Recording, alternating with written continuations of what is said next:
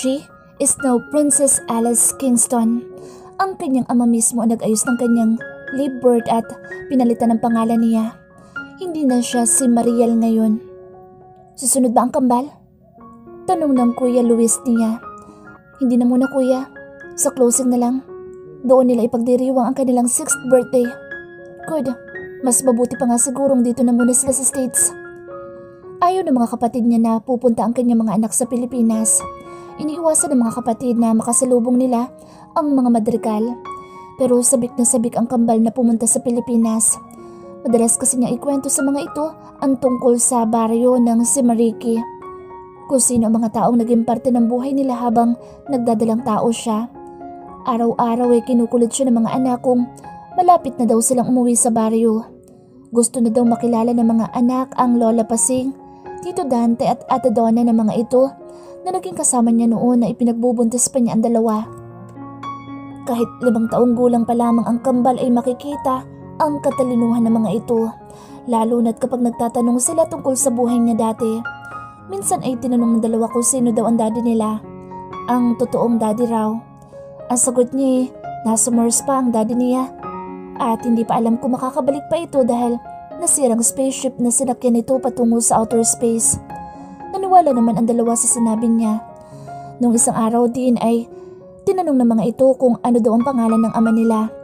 Ang sagot naman niya ay pangit, kaya ang akala ng kambal ay pangit ang totoong pangalan ng ama nila. Nakokonsensya siya dahil kailangan niya magsinungaling sa dalawa. Ayaw niyang makilala ng kambal ang ama na pinagtabuyan sila noon. Ayaw man niyang isipin ngunit kahit 5 taon na ang lumipas, ay dumarating pa din ang oras na iniisip niya ang nangyari sa kanya. Darren rejected her. Alam niyang balang araw ay magkikita silang dalawa ngunit kapag dumating ang araw na iyon ay ipakikita niya sa lalaki kung sino ang sinayang niya. Ang katulong na pinagtabuyan dati ay isa palang unika prinsesa ng mga Kingston. Ang kayamanan ni Darren ay kayang pantayan at higitan pa ng kanyang angkan. Matagal na panahon na ring wala siyang balita kay Darren. Marahil ay masaya na ito kasama si Erica at ang kanilang anak. Siguro ngayong magkasigidad lamang ang kanilang mga anak. Kung ano na ang nangyari sa buhay ni Darren ay wala na siyang pakialam. Nagpaalam siya kay King na ayusin na niya ang kanyang maleta. Kapag dumating siya sa Pilipinas ay may condominium na binili si Leonard para sa kanya. Napakaswerte niya sa 2 nakatatandang kapatid, kahit napakastrikto ng mga ito pagdating sa kanya. Pagkatapos niyang ayusin ang mga gamit ay nagpahinga na siya dahil bukas na ang kanyang flight pabalik sa Pilipinas. Papatunayan niya sa sarili na naka-move on na nga siya. Siguro sa pagkakataong ito ay mahanap na rin niya ang taong mamahalin siya ng buong buo at walang alinlangan. Kagaya ng sabi ng Ate Kendra niya na asawa ng kanyang Kuya Leonard. She will heal in the same place where she was broke. Siguro nasa Pilipinas nga niya matatagpuan ang taong mamahalin niya upang tuluyang maghilom ang pusong nawasak dahil sa pagiging inosente niya noon. Si Mariel na tanga noon pagdating sa pag-ibig ay naglaho na. She is now Princess Alice Kingston, ang babaeng nasaktan pero mas gumanda at maglalaway ang lahat ng lalaking makakakita. Lalong-lalo na ang ex niya na inabando na lamang sila. Ipapangako ko, Darren, na huyo ka talaga kapag nagkita tayo. Sigaw niya sa kanyang isipan dahil alam niya na nais niyang gumanti sa lalaking sinaktan siya. Kasalukuyan na siya naghahanda sa ladies makeup room. Ngayon kasi launching ng Miss Angel's lingerie collection. 20 models ang magrarampa ngayong gabi pero ang designer's pick ng mga lingerie ay siya ang magsusuot. Hindi na uso ang kaba sa kanya dahil nag-aaral pa lamang siya dati ay sanay na siya sa mga mata ng mga tao. Inayos niya ang mahabang buhok. It was curly before pero ngayon ay nag-request ang designer na si Miss Angel na ipariband niya ang buhok at kulayan ng itim. Alam niyang nandito ang Kuya King niya kaya ingat na ingat siya. Lalo na kapag may lalaking gustong lumapit sa kanya. Talagang nakabakod ang mga nakatatandang kapatid sa kanya. Tumayo siya at iniikot ang sarili sa malaking salamin. Kulay pulang terno, bra at panty ang suot niya. Made of lace na kapag malapitan ay masisilipan na talaga siya. Bumagay naman ito sa balat niya na parang gatas ang kulay at napakakinis. Pumunta pa siya dati sa isang clinic para matanggal ang kanyang mga stretch marks sa katawan. Are you ready, Miss Alice? Tumango siya sa personal assistant ni Miss Angel. Mukhang napakasikat mo nga dahil halos hindi na magkasya ang mga tao sa venue. Dagdag pa nito. Excited lang siguro sila na makita ang bagong collection ni Miss Angel. Sambit niya. She may be known but she is very down to earth. Ni minsan ay hindi siya nagyabang o nag-angat ng sariling bangko upang tingalain ang ibang tao. Muli niyang tinignan ang kanyang itsura sa harap ng salamin. Inayos niya ang lace panty na suot. Ang sabi pa ng manager niya, dati sa States, she got a perfect tie at ang sarap pagmasdan ng mga mapuputi niya mga hita lalo na kapag naka-lace style ang suot niya. She can really slay anyone with her lingerie tonight. Matabi siyang umiti nang lumabas na siya sa entablado. Nang tumayo siya sa gitna ay dahan-dahan niyang inalis ang manipis na silk towel sa katawan niya. Ang kaninang maingay na paligid ay sandaling naging tahimik nang makita siya na rumarampa sa entablado. Wari nakakita ng anghel ang mga guest dahil ni isang hiyaw ay wala siyang narinig. Nang tuluyan na siyang nasa harapan ay nag-side view, back view at front view ulit siya. Nang naglakad muli siya patungo sa likuran ay nagsimula ng pumalakpak ang mga tao. 10 lingerie ang inarampa niya sa gabing iyon. Napakasaya naman ng mga tao dahil sa tila perpektong modelo na nasa harapan nila. Congrats, Princess! Bati ni Miss Angel nang natapos na ang launching. Marami pa mga tao ang nanatili sa venue dahil ang iba ay nagiinuman at ang iba naman mga negosyante ay naroroon at nagdidiskusyon tungkol sa kanilang mga negosyo. Marami din ang gustong kausapin ng personal ang dalaga ngunit nakaharang kaagad ang kuya niya. Kailangan munang dumaan ang mga lalaki sa butas ng karayom bago makausap man lamang ang kanilang unika iha. King? Oh man, ikaw nga! Lingon siya nang makita ang matangkad at gwapong lalaki na lumapit sa Kuya King niya. He seems so familiar pero ayaw na niyang maalala pa ang taong may hawig dito. Xavier? Brother, kumusta? Halatang nagulat ang kuya niya na makita ang lalaki. I'm fine. Naging busy ako sa pagpapatayo ng ospital dito sa Pilipinas. Ikaw, kumusta? May girlfriend ka na pala, bro? Natawa siya sa sinabi nito. Napagkamalan pa siyang nobya ng Kuya King niya. Oh no, not bro.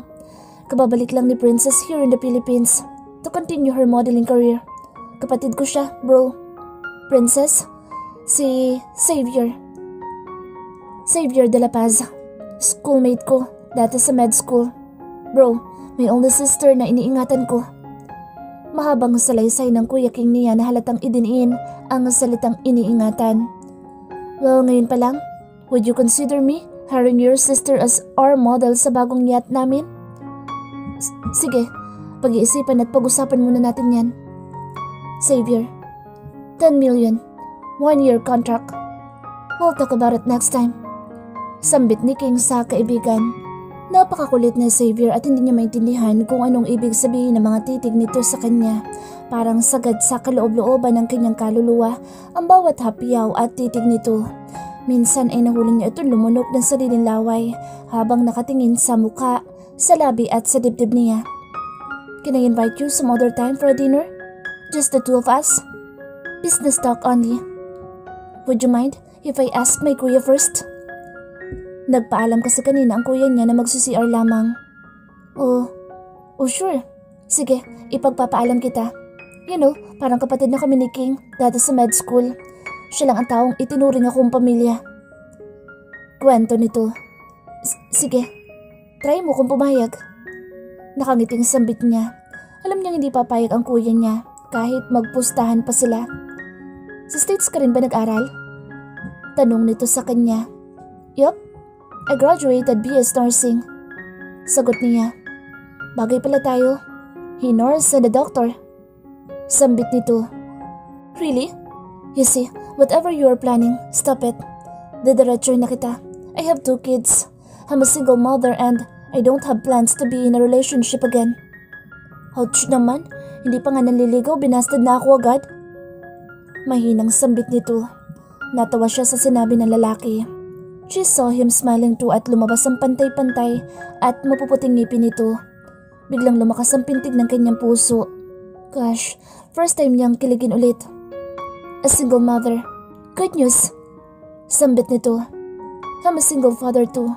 Pero wala kami relasyon ng ina ng anak ko. She just suddenly disappeared after giving birth at iniwan sa akin ng bata. So I guess, magkakaintindihan tayo regarding parenting skills. You can advise me about motherhood and I could advise you too. Sambit nito. Wag na, nandiyan naman si kuya. Sina kuya? Saad niya. Hey baby, I need to go. Hindi ka pwedeng sumama. Xavier, pwedeng ihatid mo muna si Princess sa condominium niya? Nagmamadaling saad ng Kuya King niya. Siguro ay may emergency na naman ito sa ospital. Yeah, I will take care of her bro.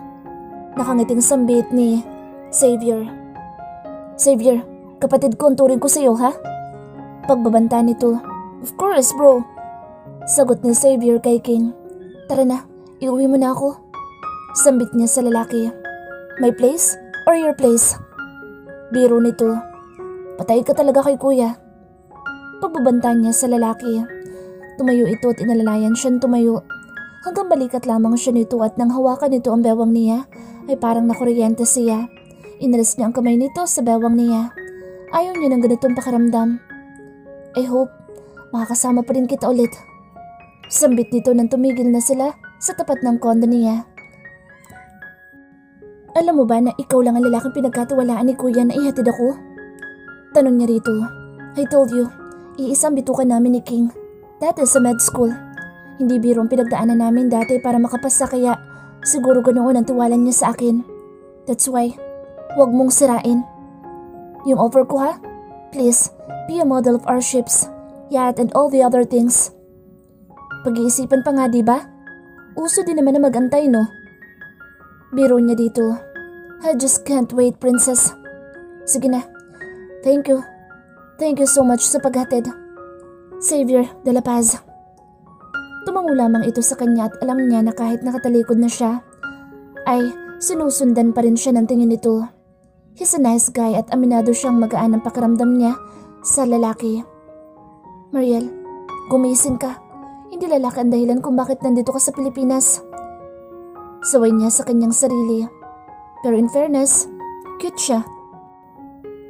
Naging abala siya sa sumunod pang mga linggo dahil sa mga pictorials at mall tours kung saan magbubukas ang Miss Angel's lingerie collection. Mismo ang Kuya Leonard niya ang naghahatid sa kanya kapag hindi ito abala sa trabaho. Nakakapagod na pumunta sa iba't ibang lugar ngunit ina-enjoy naman niya ang bawat minuto ng trabaho niya. Mas masaya pala kapag ang trabaho mo ay ina-enjoy mo rin. Baby, may susundo sa'yo dyan ha. May importanteng mission ako. I have an important travel to tend. Kaya ilang linggo din ako mawawala. May pinakausapan na ako na magbantay sa'yo. Take care, okay? Mahabang salaysay na to sa kanya. Siguro, kung magkakanobya ang kuya niya, ay napaka-stricto nito bilang nobyo. Nasa Tagaytay siya ngayon kasama ang team ng mga photographers at staff ni Miss Angel. Nagkayayaan ang grupo na mag-bonding. Ngunit tumanggi siya dahil kailangan na niyang umuwi. Sinabi ng kuya niya na ang kotse nito ang susundo sa kanya. Nakita naman niya kanina ang kotse ng kuya niya na papasok sa site na kinaroroonan nila. Mabilis siya nag-impake ng mga gamit at nagpalit ng maong na pantalon at crop top na lantad ang puso niya. Tinali niya ang kanyang mahabang buhok at hinayaang may nakalugay na ilang hibla sa kanyang punong tenga. Hello po, Manong. Masaya niyang bati, ngunit nagulat nang makita na si Xavier ay nagmamaneho ng kotse ng kuya niya. Manong? Did you just call me Manong? Oops, sorry. Akala ko kasi ang bodyguard ni kuya. Ikaw palang inabalan niya? Sambit niya sa lalaki. Yup, masanay ka na kasi ako daw muna ang tagabantay mo habang wala pa si King. Mukhang mas mahigpit ka pa kaysa kay kuya eh. Try me, princess. Dahan-dahan naman ito nagmaneho pabalik sa Manila. Hindi na nga niya naramdaman na nakatulog na pala siya at nang magising ay nakasandal na siya sa matitipunong dibdib ng lalaki na tahimik lamang habang nagmamaneho.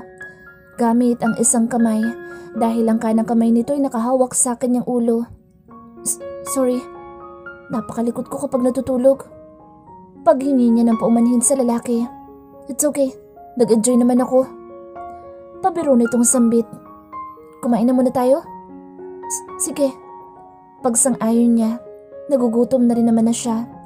Dumaan sila sa isang restaurant na puro seafoods ang specialty. Anong gusto mong kainin? Tanong nito sa kanya. Ikaw ang bahala. Sambit niya. Hindi niya alam kung bakit bigla siya nang hina at tila nalungkot nang tingnan ang maliit na tindahan ng mga street foods sa kabilang kanto. May naalala siya. Naalala niya ang panahon na masaya pa siya kahit na sekreto lamang ang kanilang relasyon noon. Isang relasyon na kasinungalingan lang pala. Okay ka lang? Tanong ni Xavier sa kanya. Yup. Pagsasinungaling niya. By the way, princess, gusto sana kitang imbitahan sa blessings ng aming mansyon sa isang isla. Anyaya nito sa kanya. Mansion in an island? Wow, I haven't seen one before. Pero sasabihin ko muna kay kuya. I tried to call him, but he is out of reach. I'll try to call him again. Mahilig ka pala sa dagat? Dati. But I just love the idea na may malaking mansion sa gitna ng isla. You'll love it more when you'll see it with your own naked eyes. Talaga? Sige, I'll text him tonight. Minsan ganyan talaga si kuya kapag umaalis. Hindi mo talaga matawagan ng ilang araw. Sambit niya. Minsan nga nagtataka siya kung doktor lang ba talaga ang trabaho ng Kuya King niya o may iba pa. Bon appetit! Malakas na sambit ng waiter nang matapos nitong ilapag ang mga in-order nila sa mesa. Mouth-watering seafoods bilao na may manggang hilaw at bagoong. Hindi na siya nahiya pa kay Xavier dahil nauna na talaga siyang kumain dito. Namiss niya ang lutong Pinoy lalo na ang seafoods. Masarap? Tanong nito habang idinampi ang isang daliri nito sa tapat ng kanyang labi. May ketchup ka sa labi? Masarap. Sobrang sarap. I miss the taste of this. Mahina niyang sambit habang isinasawsaw ang shrimp tempura sa special sauce nito at diretso itong kinagat. Sarap. Natigilan siya na makitang tumigil sa pagkain si Xavier at magkasunod na lumunok ng sariling laway habang nakatitig sa kanya. Does he really have to do it whenever he's staring at me? Ba't ba na yung lunok nito ng laway kapag nakatitig sa akin? Busog ka na? Takang-taka siya dahil nakadalawang subo pa lamang ang lalaki tumigil na ito. Nope, hindi pa. Nakakaaliw ka lang tingnan kapag kumakain. Natatawa nitong sambit.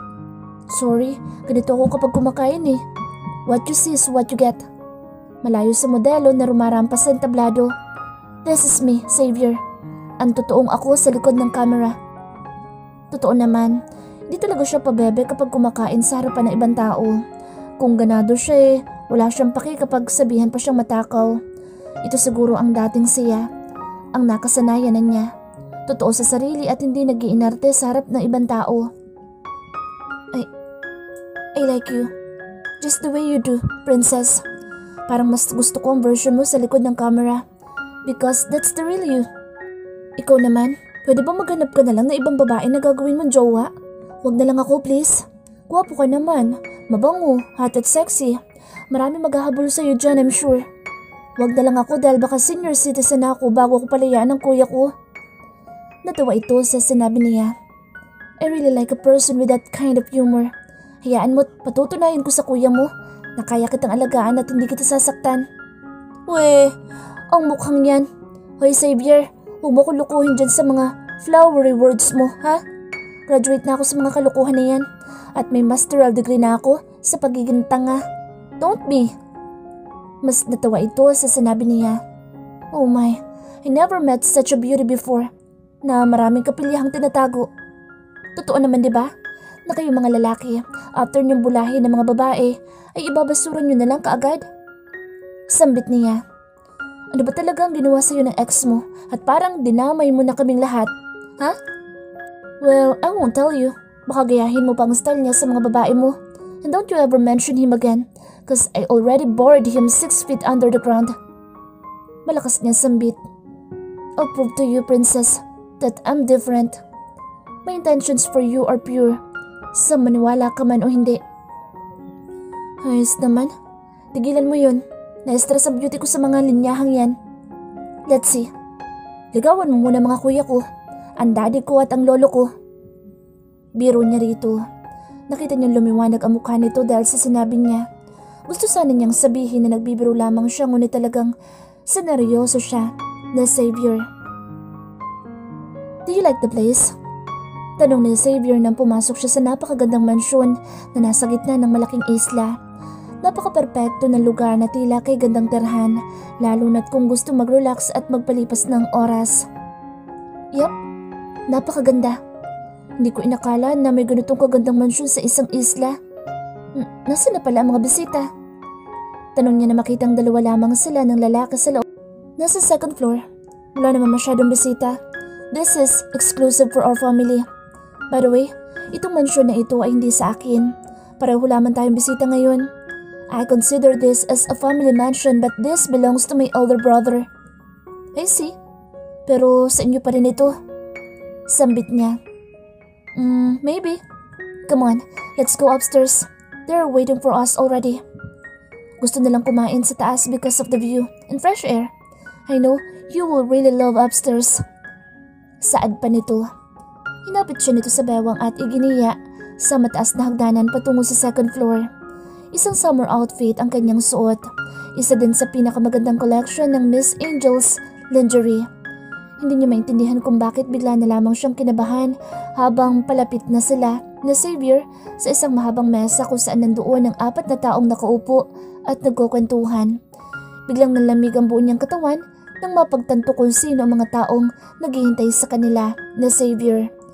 They are the people she wishes not to see anymore. But fate is really unbelievable because the world may be too small for them. Hey everyone, I want you to meet my girlfriend, Princess Alice Kingston. Princess, my dad, Damon Madrigal Anderson, my stepmom Valeria, and my half-sister Cindy and brother Darren. Pagpapakilala nito sa kanya sa pamilya nito.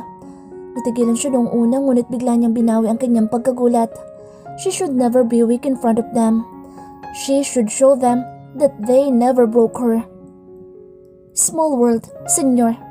Senyor Damon and Senyora Valeria. Kumusta po, Senyorita Cindy and Senyorito Darren? Nasa na niyang mautal sa huling pangalang binikas pero tinatagan lamang niya ang kanyang sarili. Wow, magkakakilala kayo? Takang tanong ni Xavier. Yeah? Dati ako nagtatrabaho sa kanila sa maid. Well, it's a long story, Xavier. Natatawang sambit niya. Nakita niyang ngumiti sa Cindy sa kanya. Samantalang sa Darren ay halos hindi kumukurap habang nakatitig sa mukha niya. Napansin din niya na malaki ang ipinayat nito. May bigote ito at ang buhok ay mahaba na hanggang balikat. Pero bakas pa din naman ang kagwapuhan nito kahit may pagbabago siyang napansin sa lalaki. Pilit niya umaktong normal kahit sa totoo lang ay nanghihina siya. Hindi niya inaasahan na sa ganitong paraan magkukrus ang mga landas nila. Ipinakilala pa talaga siyang girlfriend ni Xavier. Pero lihim siyang natuwa. Ipapakita niya kay Darren na hindi lamang ito ang lalaki sa mundo. Ipapakita niya sa Madrigal na ito na ang taong binasuran niya ay inaalagaan at may halaga sa iba. She will really show him what he lost. She's not a dirty baggage. Isa siyang Kingston. Alam niyang kilala nila ang mga Kingston, lalong-lalo na ni Mr. Damon Madrigal.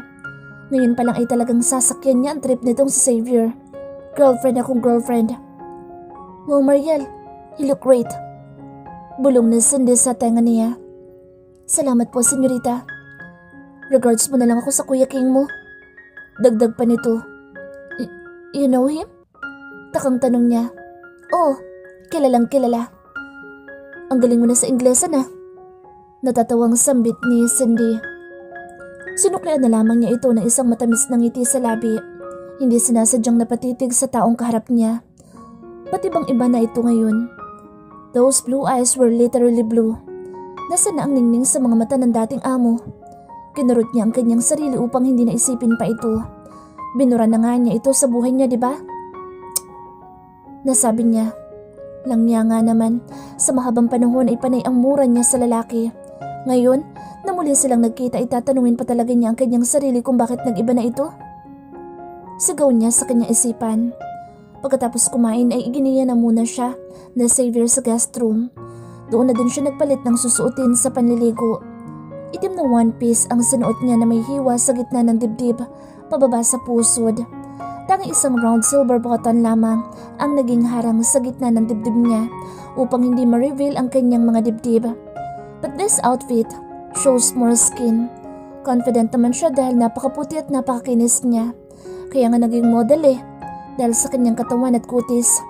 At syempre, ang inosente niyang mukha na napakaganda, lalo na't kung tititigan ng kanyang mga berdeng mga mata.